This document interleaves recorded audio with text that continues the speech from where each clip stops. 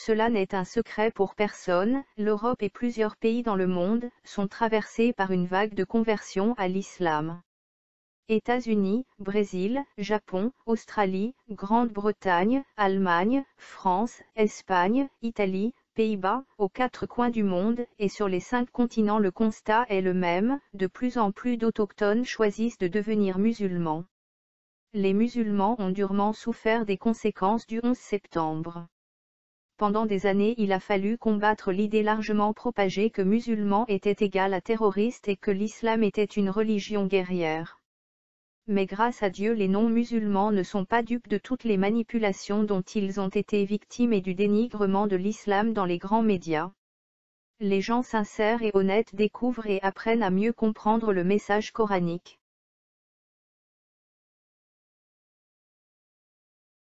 Selon certains experts, en l'espace de 25 ans, le nombre de convertis à l'islam aurait doublé. Selon Bernard Godard, chargé des affaires religieuses au ministère de l'Intérieur, le phénomène de conversion est important et impressionnant, surtout depuis 2000. Sur environ 6 millions de musulmans en France, il y aurait aujourd'hui environ 100 000 convertis, contre environ 50 000 en 1986. Selon des associations musulmanes, le nombre de convertis à l'islam en France serait plus élevé, certaines parlent de 200 000 conversions depuis 25 ans. Il est difficile d'avoir un nombre exact dans la mesure où les nouveaux musulmans ne passent pas forcément par les mosquées et associations musulmanes pour officialiser leur conversion. La hausse de conversion en France peut sembler paradoxale compte tenu de l'ambiance qui règne autour de l'islam. En effet, les attaques islamophobes sont en hausse et l'acharnement politico-médiatique autour de l'islam est constant. Aujourd'hui, taper sur l'islam et les musulmans est très vendeur tant le plan politique que sur le plan électoral. Néanmoins, la majorité des Français n'est pas dupe, beaucoup côtoient des musulmans au quotidien et s'interrogent sur l'islam, souvent la différence entre la perception qu'ils avaient de la religion via les médias et la réalité qu'ils vivent via les musulmans est telle, qu'il leur en tarde d'en apprendre davantage sur l'islam.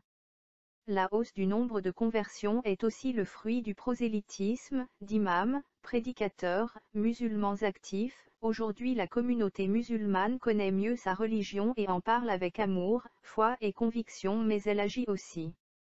L'humanitaire, le social, l'éducation sont autant de portes par lesquelles des non-musulmans apprennent à connaître l'islam et à goûter à la douceur de la foi.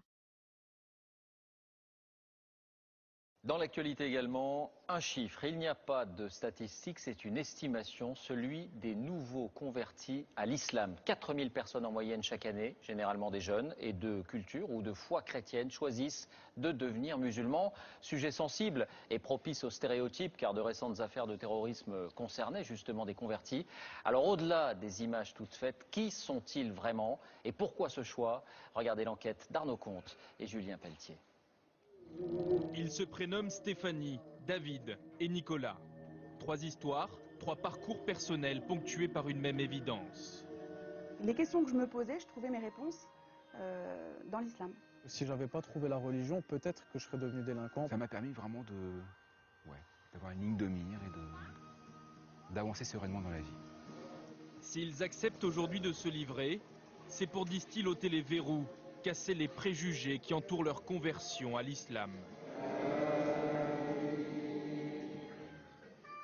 J'arrive. Stéphanie Desportes a suivi cette voie il y a plus de 10 ans. Je commence par qui? T'as faim? Cette Picarde de naissance vit aujourd'hui en région parisienne où elle élève ses 2 petites filles qui, comme elle, ne mangent pas de porc et parlent quelques mots d'arabe. Comment on dit Manel? Tu dis Amdoula? C'est bien, c'est pas mal. C'est pas mal, c'est un bon début. On a fait ce choix de vivre avec nos valeurs dans l'islam. Donc on essaie d'inculquer également à nos enfants la même chose. Le mari de Stéphanie est d'origine tunisienne. En fait, j'ai une seule photo de mon mariage civil. Mais elle aime préciser qu'elle avait choisi l'islam avant même de le rencontrer. Un long cheminement né à l'adolescence. Voilà. J'ai beaucoup lu, j'ai été très attirée, très jeune par l'islam. Je me trouvais apaisée, je trouvais un climat de chaleur, je me sentais très bien, très à l'aise. Et après, quand je suis allée au contact de musulmans, j'ai eu le sentiment d'être à ma place. Mais pourquoi cette religion plutôt qu'une autre? J'ai fréquenté des établissements catholiques. Je n'ai pas été baptisée, mais bon, j'ai un petit peu baigné dans ce milieu-là. J'ai pas trouvé toute la tolérance et toute l'ouverture d'esprit qui me tenait à cœur. Si aujourd'hui son discours est assumé, cette assistante maternelle issue d'une famille de tradition chrétienne a longtemps vécu sa foi, secrètement. Je faisais la prière en me cachant. Ou... Ah bon? J'allais me cacher, quoi. J'allais dans la chambre et puis je faisais la prière, mais c'était pas quelque chose qui se savait. Parce que vous aviez honte de vous être converti? Pas du tout. Jamais j'ai eu honte de me convertir ou d'être qui je suis. Jamais. Pas du tout de la honte. Mais encore dans un souci de préserver les autres. Je suis Parce que vous pensiez que votre choix pouvait faire du mal à vos proches? Du mal dans le sens où c'est pas encore quelque chose qui est très compris. Je sais. Et justement, je pense que parce qu'on ne connaît pas, on a peur, on juge. Cette peur d'être jugé, rejeté par les siens, Nicolas l'apprivoise depuis 1 an, depuis qu'il se rend chaque semaine à la mosquée de Voipy, dans la banlieue de Metz. Vous venez tous les vendredis là? Tous les vendredis, oui. Pour profiter un peu de la sérénité, de la spiritualité ambiante. Voilà, comme ça là. Nicolas tient à nous présenter l'imam Al-Hussein, avec qui il a prononcé la Shahada. Quelques mots, une profession de foi qui en une poignée de secondes a scellé son entrée dans l'islam. La ilaha illallah Muhammad Rasulullah. Donc il n'y a de Dieu que Dieu et Mohamed est son messager. Au moment où je l'ai prononcé et que j'ai fini ma récitation, c'était une sorte de libération. C'est-à-dire que j'avais plus de poids et j'étais redevenu léger. Quand il ne prie pas, ce fils de militaire étudie l'histoire, le Coran et l'arabe. Depuis sa conversion, il a repris des études, lui qui à l'adolescence préférait les petits larcins au banc d'école. J'avais besoin de ne plus faire ces choses-là. En même temps, voilà, voler c'est tellement facile, se faire de l'argent c'était tellement facile. J'ai besoin de quelque chose pour me casser de ça parce que je savais que c'était mal. Et ce cadre-là, j'ai trouvé dans l'islam et nulle part ailleurs. Ça aurait pu être autre chose, mais je ne l'ai pas trouvé. On pourrait penser, à vous entendre, que l'islam est finalement une lubie comme une autre. C'est-à-dire? Vous entendez quoi par là? Une mode. Une mode? Je pense que la mode, c'est plus pour ceux qui commencent à s'intéresser à l'islam parce qu'ils ont des potes maghrébins ou une fille qui les intéresse. Moi, c'est pas du tout une mode, c'est juste que voilà, il y a tellement de désinformation sur l'islam qu'à un moment, moi qui suis une personne autodidacte et qui ai toujours aimé apprendre, il y a un moment, je me suis renseigné aussi, je me suis dit, il raconte pas mal de choses. Moi, ce que je vois au quotidien avec les gens de mon quartier, mon entourage, c'est pas ça. Comment vous expliquez que des gens comme vous, convertis, puissent faire peur à la société? Je sais pas, j'ai les yeux bleus, j'ai un joli sourire, je comprends pas. Chez les non-musulmans, l'image c'est, il s'est converti, c'est parce que le mec c'est un voyou, il a été engrainé par un gourou, il va poser des bombes. Concrètement, j'en connais pas des gens comme ça. Selon l'imam de Voipy, 60 à 70% des convertis dans sa mosquée sont des jeunes adultes en manque de repères. Un profil qui a longtemps collé à la peau de David Boussion, aujourd'hui âgé de 40 ans. Aide-soignant, celui qui se fait appeler Daoud, son prénom musulman, vit en Bretagne. Bon, dites-moi, elle est où la mosquée là? Alors la mosquée, s'il n'y en a pas, tout simplement, puisqu'on se trouve à côté de Lannion. La plus proche se trouverait à Saint-Brieuc, c'est-à-dire à quoi, à peu près 1h30, 2h d'ici. Coucou les bébés! David s'est converti à l'islam il y a 17 ans. Après un voyage en Inde, Ça va mon cœur? Un bisou. Salam alaikum. et une longue maladie pour laquelle les médecins le disaient condamné. Appliqué, aucune prière, 50, 60... il se tourne vers la Mecque, Allahu Akbar. 5 fois par jour.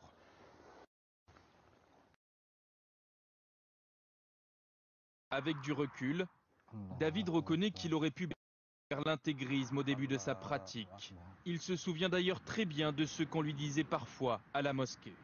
Oui, mais tu es converti, mais tu ne seras jamais un vrai. Quelque part, c'était ça. Et comme beaucoup de convertis, ce qu'on veut faire, du coup, c'est rattraper une sorte de temps perdu et vouloir appliquer les choses, être très rigoriste et vouloir absolument tout appliquer. Et avec le temps, on met de l'eau dans son vin, dans son jus de raisin plutôt, et puis on apprend à faire la part des choses. C'est quoi la radicalité pour vous? Ce serait de ne plus être vivant. C'est-à-dire? Eh bien, pense à certaines personnes qui pensent qu'il faudrait vivre pas forcément, mais comme au IIe siècle de l'Hégire par exemple, c'est-à-dire 2 siècles après la révélation de l'islam en Arabie. Comment vous réagissez quand vous entendez les services de renseignement, par exemple, qui disent que la principale menace pour la France vient des gens convertis comme vous? Oui, on peut effrayer quand on entend certains discours, quand on voit certaines images qui se passent ailleurs, voilà, ou pris dans un autre contexte, avec d'autres commentaires qui font que ça change absolument toute la nature des choses. Au ministère de l'Intérieur, 4000 personnes se convertissent chaque année à l'islam en France, contre 2900 pour le catholicisme et 300 pour le judaïsme. Jeudi 28 novembre 2017, le président allemand Joachim Gauck a visité un centre islamique. Un épisode symbolique pour la communauté musulmane allemande, d'autant plus que le chef d'État s'est montré élogieux envers les musulmans. La visite politique a eu lieu jeudi dernier, au sein de l'université de Münster. Cette dernière abrite un centre de théologie islamique.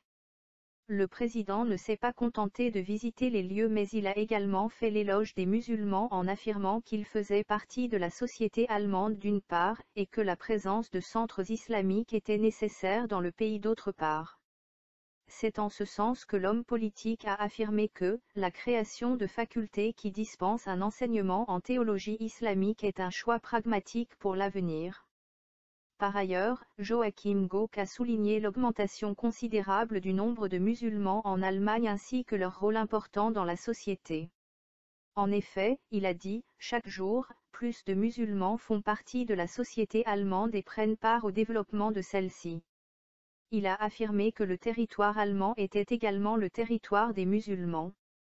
Suite à quoi il a ajouté, nous voulons sensibiliser les gens afin qu'à l'avenir, ils donnent des cours de religion dans les écoles, les mosquées et les universités. Nous remarquons que les propos de l'homme politique sont forts.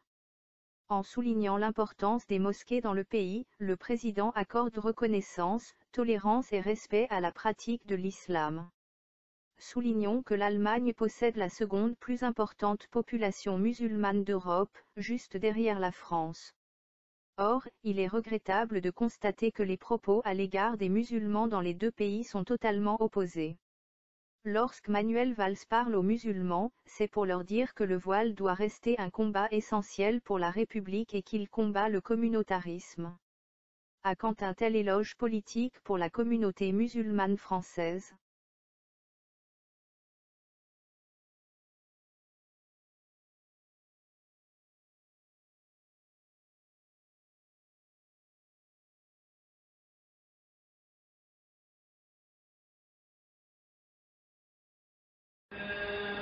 Nicht nur zum Freitagsgebet ist die Hamburger Zentrumsmoschee gut besucht.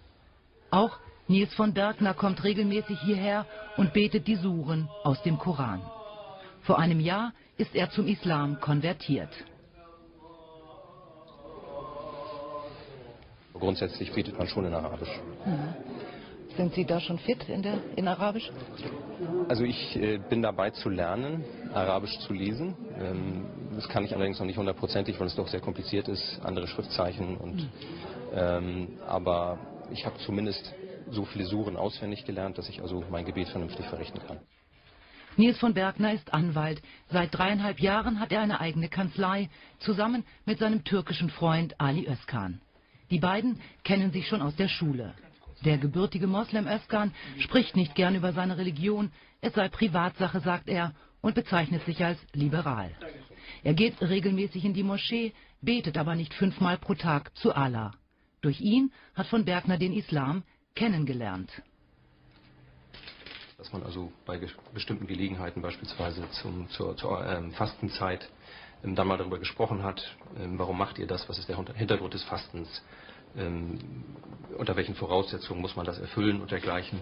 Und das war sicherlich schon sozusagen ja mein erster Kontakt über meine türkischen Freunde, ich habe auch andere türkische Freunde, hin zum Islam. Ali Özkan hat sich spezialisiert auf Familien- und Ausländerrecht, hat zahlreiche türkische Klienten. Als bekannt wurde, dass ein deutscher Sozius zum Islam konvertierte, wusste keiner, wie die Klienten reagieren würden.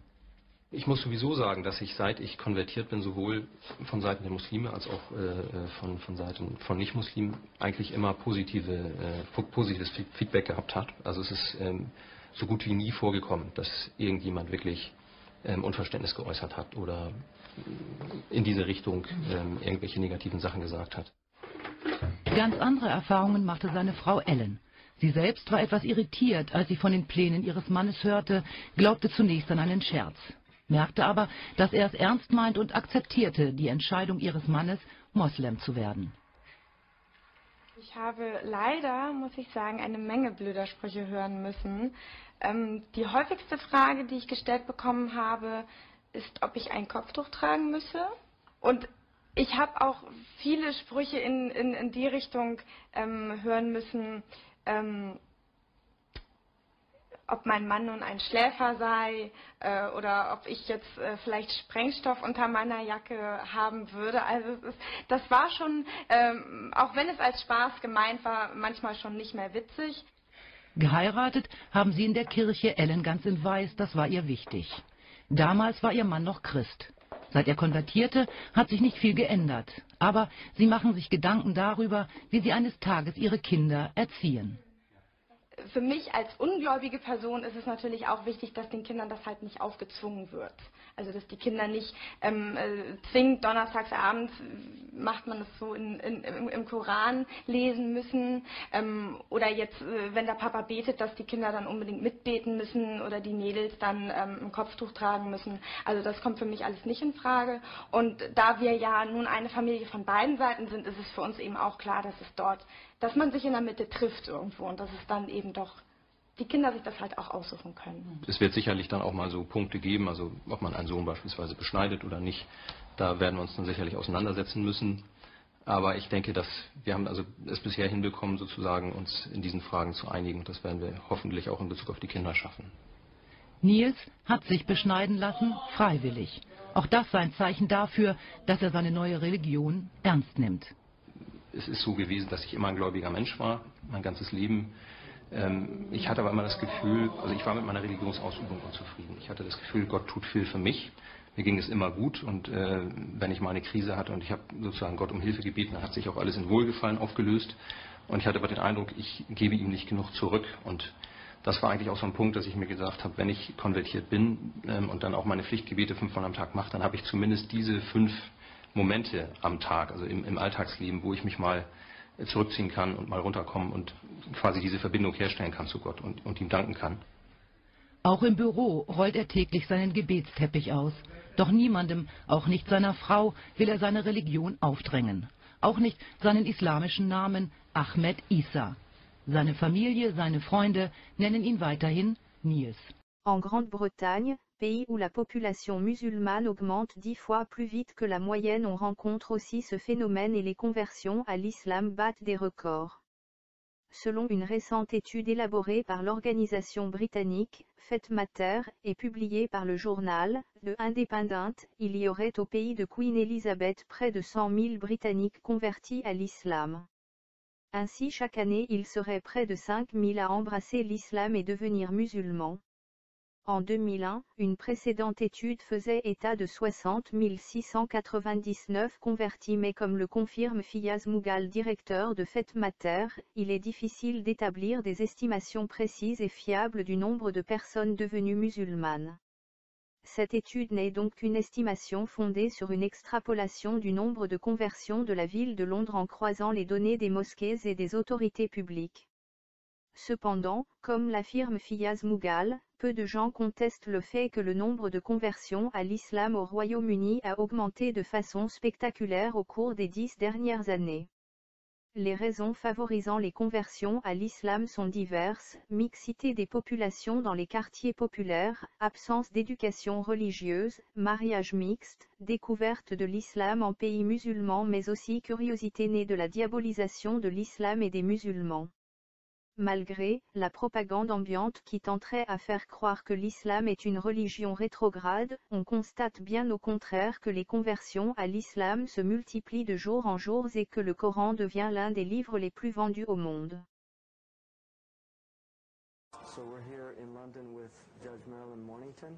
You've had a very active career. In fact, you're actually a district judge in the United Kingdom, and which is quite a significant position, legal position, because you have a lot of judges under you. But before we just get into a conversation, I'd appreciate it. One, you've only recently converted to Islam, so maybe you could just tell us a little bit about that. I've been specialising in crime against women, violence against women and child abuse now for some 10 to 12 years on a policy level for the United Kingdom. And I became, by no choice of my own, because of the work I was doing, closely involved with violence against women in the Muslim communities in this country. And in order to understand better where they were coming from, began to read about Islam, began to read the Quran, and to mix with Muslims. I would have to say I don't think I really ever had any choice in the matter, that Allah subhanahu wa ta'ala had his eyes on me, and that was it. From that moment on, without any choice of mine, I kept on meeting one person after the other who led me down a path where there really was no turning back from, because the more I got to know about Islam, about the Prophet, peace be upon him, it became obvious to me that this is what I want, where I wanted to belong, and it was what I wanted to believe. And I always felt very comfortable with the family life and the stories of the wives of the Prophet and the companions, and it was just somewhere that over a period of time, and I would have to say, Sheikh Hamza, from your own writings and your tapes that I was listening to, I realised this was obviously the life. So in terms of, I mean, obviously you've dealt a lot with the Muslim issues, and I think we're all curious, you know, how bad is the situation, given that you've been involved in Muslim women's issues in particular. But what type of things have you come across just in your legal practice? What we are seeing every day, both in my day-to-day practice and also on the committees that I'm having to deal with things, are issues of forced marriage, where people just do not understand the difference between their cultural practices, particularly those of which we have almost 2 million in this country from the South Asian continent, that these practices are not Islamic, they are cultural, and part of my work is to point that out. Arising from forced marriage, we have honour-based violence, girls who are killed because they are trying to breach those cultural practices, either trying to run away from forced marriage or being within a forced marriage which has led to violence, trying to escape it. We have huge problems, one would have to say, in the United Kingdom of people being married to their first cousins against their wishes, tied in with the value of the British passport rather than anything else. So bringing people from back home. Still, it's the first time we've ever had a wave of immigrants when 80% are still marrying from back home. That has very large socio-economic and educational difficulties, because the community here, because they're continuing to marry, mostly, if we're talking about the Pakistani community from Mirpur, which I have visited, which is a very particularly poor part of Pakistan, where the current rates of literacy are only 3% for women and 35% for men. So if you're continuing to bring in spouses with that lack of education, it has big impacts on the community here and their advancement, and they're continuing to fail in that. And I think if you look to why young men in particular are turning to crime and drugs, or perhaps to terrorism, I think a lot of it lies in the root there, and there are real difficulties in the family life. Well, another thing that's interesting is you've actually gone, for the British government, you've gone to overseas. You've been to Pakistan, yes, and looked at women's issues there, and also now just recently Saudi Arabia. How was that experience? Was that the first time you'd visited Muslim countries? And yes, before I went to Pakistan, where I've been working for several years now, and I probably go about twice a year, I hadn't visited a Muslim country. I've also been recently to Turkey as part of my government work. And of course each experience is completely different, and the women in each of the countries, although they are all very strong and amazing women, are very different in their world that they live in. In Saudi Arabia, which I've just returned from a few weeks ago, a most amazing experience to see such highly educated, serene, beautiful women who fully contribute to Saudi Arabian life, both in terms of the businesses they run, the work they do in hospitals, and the amazing charitable work they do. Again, we're able to come back here and break down the preconceptions and hopefully move forward together. As a result of the trip, the British Foreign Office are looking to bring a delegation of Saudi women over here, particularly to look at advancing together issues over violence. You were particularly looking at issues over violence in Saudi Arabia? Yeah, right. We looked at all aspects of women's life in Saudi Arabia, but my particular interest was looking at issues of how they're tackling and beginning to tackle issues of violence against women and children. I was very lucky to have a meeting with a Sharia judge. I think he was terrified meeting me. But, really? That's an interesting experience. He was very good to meet me and has kindly invited me to come back and actually see the courts in action. That's wonderful. But also I met doctors there, and they're setting up a nationwide network in Saudi Arabia of specialist paediatricians and psychologists. To report abuse. Yes, so that there'll be special teams of doctors throughout Saudi Arabia who will identify or themselves or have cases referred to them, will learn the specialist things that are needed by the courts and are working in conjunction with the Sharia courts to start addressing these matters. And I can tell you that the Sharia judge I met put me in no doubt whatsoever of how seriously he and his brothers are intending to take this matter. I'm hoping in the future that they'll have female judges. Yes, so yes, I think so. Next year they're going to have the first female law students, so that's right. the start. What is your perception of Muslim women? Very much influenced by religion and probably not as free as a Western woman would be to basically dress the way she wants and speak the way she wants. They can have a hard life. You know, sometimes they face quite a lot of difficulties and they are discriminated. But my personal, attitude is I just consider them exactly like me. I don't really have a perception. I don't know any Muslim women to form an opinion, really. In the UK, I think that they probably have a lot more freedom than anywhere else in the world. I actually live out in Singapore, so there's a lot of Muslim women there, and I think that there are some times when they do have a lot of freedom, but there's a lot of times in certain countries where they're very repressed, so it really changes on where you are in the world. I guess quite repressed, or at least that's how it seems in general. Like when you walk around, they're always kind of, I don't really know. Well, as a judge, how were you perceived as a Muslim woman in the UK to maybe your colleagues and things like that when you first became a Muslim? When was it really that you became Muslim? Just before Ramadan last year. I don't at the present time make a big issue of it. I recall that one of the best Christians that I know is a High Court judge in England. He never talked about his Christianity, he just showed it by his way of life. And eventually you would say, what is it about Mark Headley that is so wonderful? And some people, didn't you know he's a very active Christian?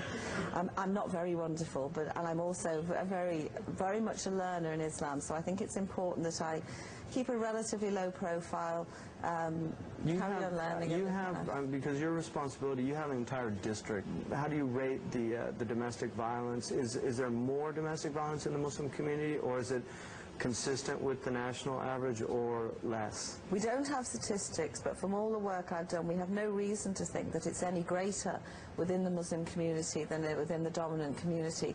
The difficulty is that there are certain barriers that women have, or men who are suffering this violence, to get over. Matters of racism against them, language difficulties, immigration issues, matters of izzat, of feeling that they're shaming their family if they come forward, lack of facilities for them. I mean, I was only talking yesterday to a very active Muslim woman in Wales, Shaheen Taj, of how we need to set up a nationwide group of Muslim female counsellors that women can go to, because if women feel that they go forward and the people that they'll speak to don't understand where they're coming from, they're not going to come forward. And they also, I think, often assume because it's a Muslim woman, she's oppressed because of her being a Muslim woman.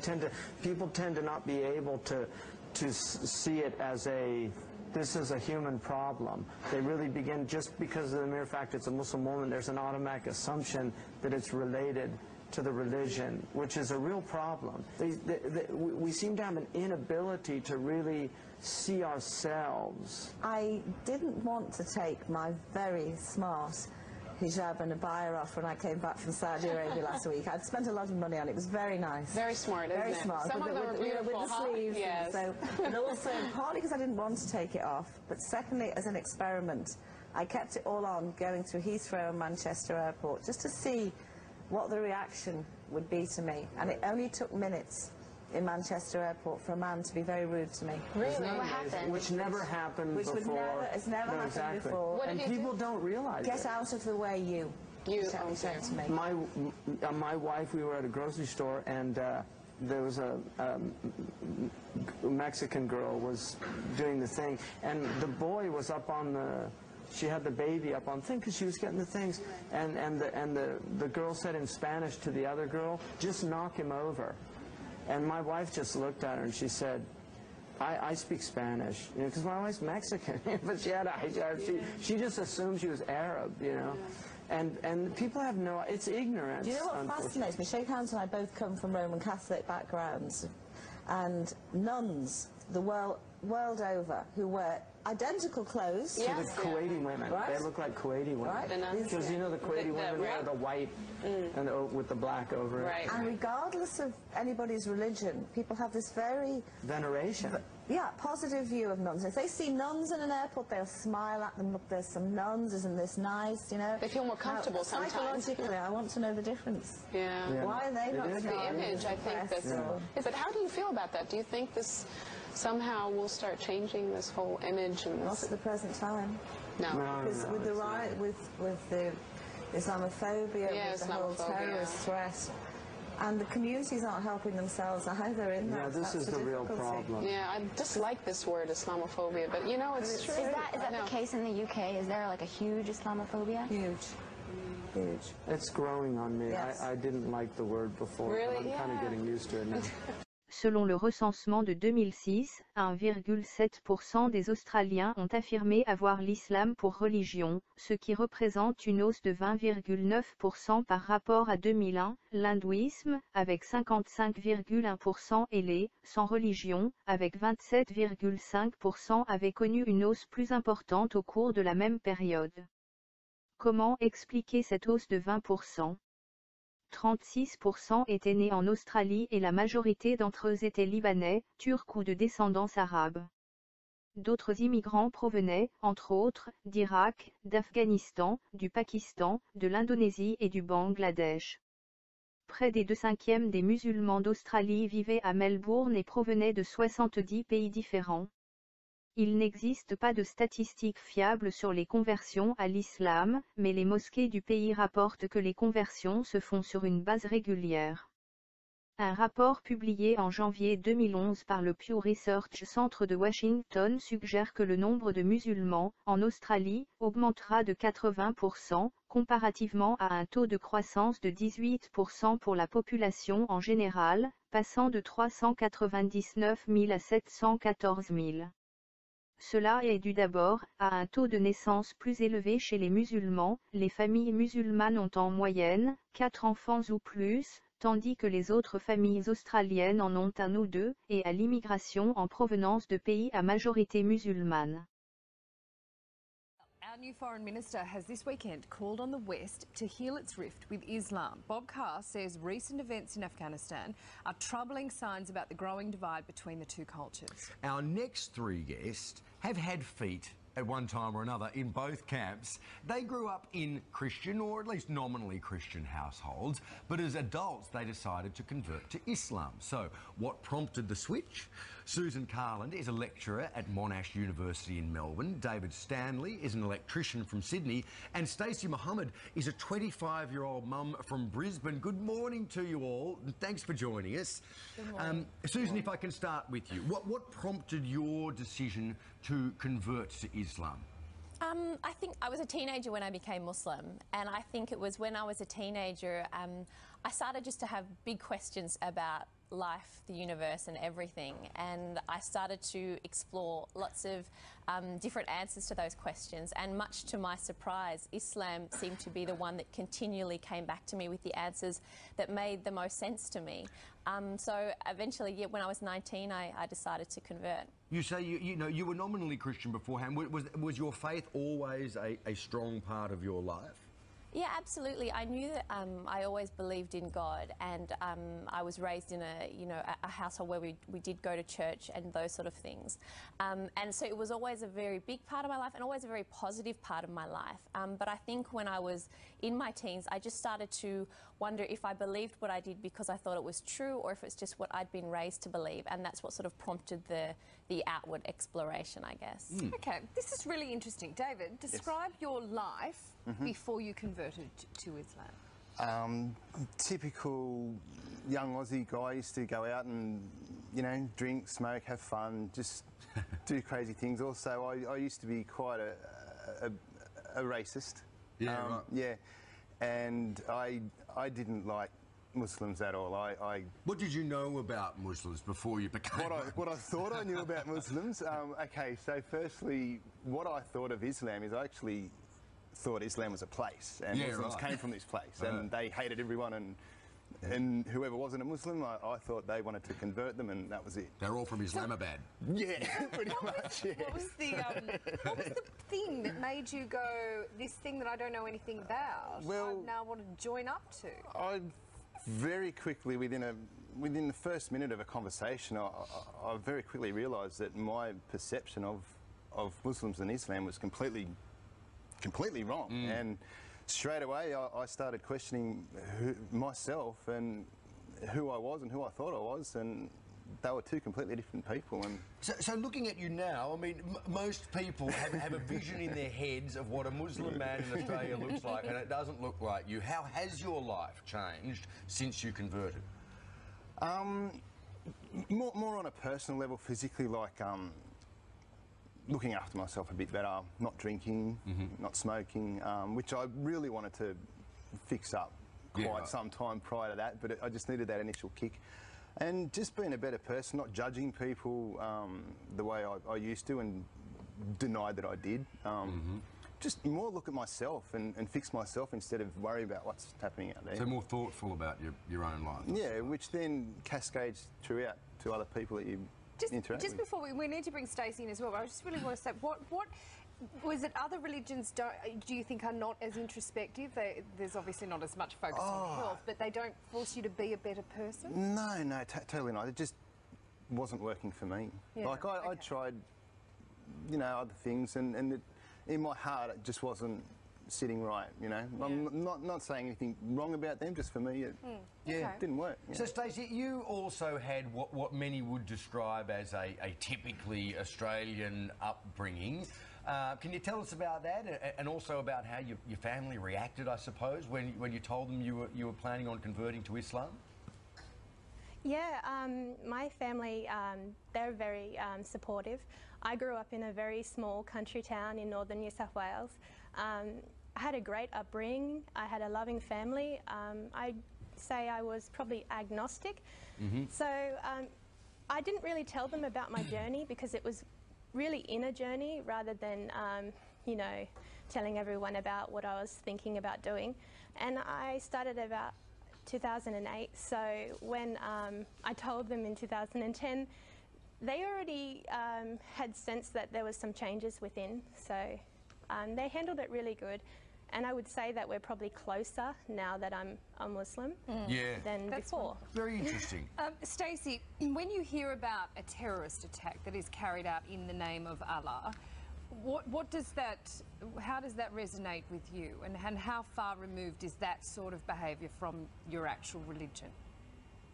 I feel sad because I would feel sad if any innocent person died overseas or here. Doesn't matter what religion, any innocent person's death is quite sad. But I also feel sad because my religion is misrepresented, and I know in myself what Islam is, but you can't really show that on a 30-second news clip every night. So it's quite complex.